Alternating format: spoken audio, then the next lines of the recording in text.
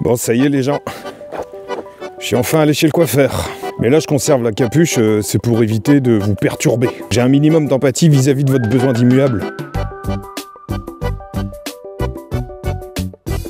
Moi je vais pas forcément refaire une vidéo sur la thématique du coiffeur. Mais je vais toutefois faire un petit rappel. La première question qu'on peut se poser, c'est pourquoi j'ai décidé d'aller chez le coiffeur. Et la deuxième question, c'est pourquoi j'y vais tous les 2 ans.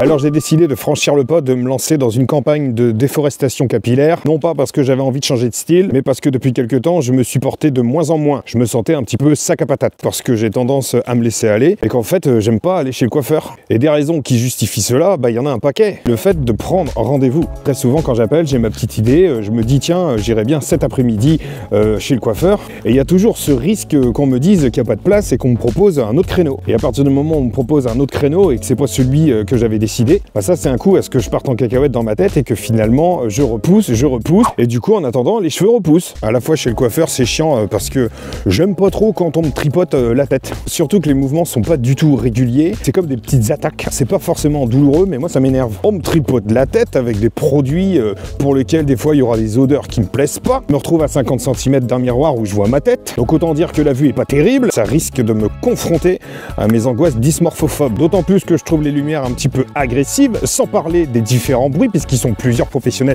à s'agiter. Donc t'entends les objets qui se prennent, qui se posent, puis t'as le sèche-cheveux, puis t'as les petits bruits de ciseaux, clac clac clac. C'est pas du tout une mélodie, c'est pas du tout orchestré, ça va dans tous les sens. C'est l'anarchie auditive, sans parler de toutes les petites gratouilles que ça va me faire au niveau de la nuque. Puis à côté de ça, il y a le coiffeur qui te pose des questions sur ta vie, qui fait causette. En soi, je comprends l'idée. Non, les gens sont super sympas, sont super agréables, c'est pas le problème. C'est juste que moi, c'est le genre de truc que j'aime pas trop.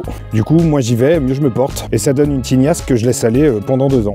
Bref, ça c'est fait et maintenant je suis tranquille jusqu'en 2025. Et tout ça c'est aussi corrélé avec une nette amélioration par rapport à un petit souci que j'avais, mais ça je vous en ai déjà parlé quelques fois. Parfois je fais du psoriasis en fait, vraiment sur cette partie-là, vous voyez. C'est plutôt cool, ça se voit vraiment plus beaucoup parce que j'utilise un nouveau traitement qui est assez efficace. Je vous dis ça parce que ces derniers temps j'avais atteint un pic au point où ça commençait à me complexer, au point où je voulais pas qu'on me regarde, je voulais pas regarder les gens, je me tenais vraiment discret parce que j'étais pas bien avec ça. Et c'est ce qu'on retrouve très souvent chez les personnes qui souffrent de psoriasis, notamment au niveau du visage, c'est que ça joue pas mal sur la confiance en soi. D'ailleurs, ça peut provoquer parfois des états dépressifs. Ce qui se passe, c'est que la peau, elle se déshydrate hyper vite, je crois que c'est un truc comme ça, ce qui fait que ça va provoquer des espèces de croûtes, de sécheresse en fait. C'est lié notamment au manque de sommeil, à l'anxiété, le stress, à l'alimentation, le gluten, l'alcool. Et donc ça suppose de revoir son rythme de vie, de revoir son hygiène de vie, c'est pas évident. D'ailleurs, par rapport à ça, je m'étais aussi posé la question si je faisais pas une allergie aux produits que je vapote, notamment le propylène glycol. J'ai pas vraiment trouvé de trucs sur internet par rapport à ça, mais c'est une question que je m'étais posée. Puisqu'il y a plusieurs années, quand j'avais arrêté de fumer des cigarettes et que j'avais commencé la clope électronique, j'avais constaté que c'était apparu.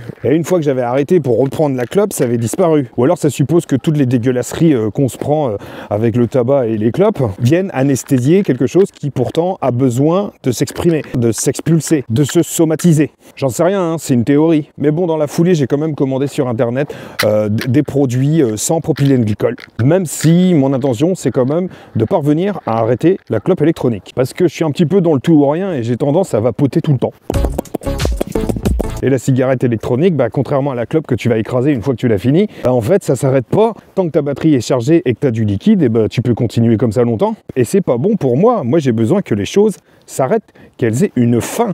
Qu'une fois qu'on a terminé quelque chose, on passe à autre chose.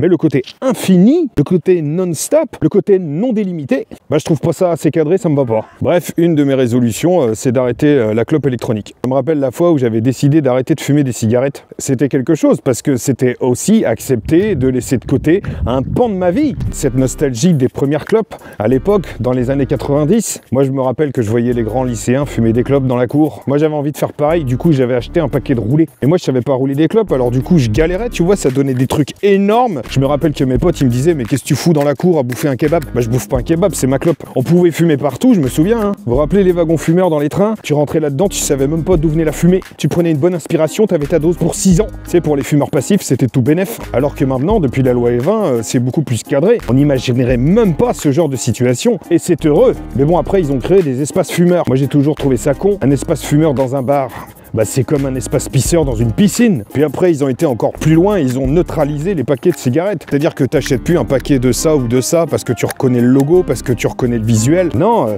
t'achetais des paquets de fumée bouche les artères. Et puis celle-ci avec la photo de l'homme entubé. Oh, ça me tente bien. Essayer de mettre des messages de prévention. Fumée nuit à la fertilité. Tu m'étonnes. À 10 € le paquet, ça fait mal aux couilles. Bon, là, je me dis que mes blagues sont un petit peu lourdeaux. Toujours est-il que parmi mes petites résolutions, j'aimerais bien arrêter la clope électronique. Et pour le coup, je serais intéressé de savoir si vous vous êtes fixé des petits objectifs, des choses que vous souhaiteriez accomplir, que vous souhaiteriez améliorer cette année. Et je vous propose de le mettre en commentaire et ce sera un engagement. Et si d'aventure, d'ici un an, je continue de faire mes petites vidéos de promenade de chiens, ben on regardera ensemble ce que vous avez commenté cette année et on fera le point.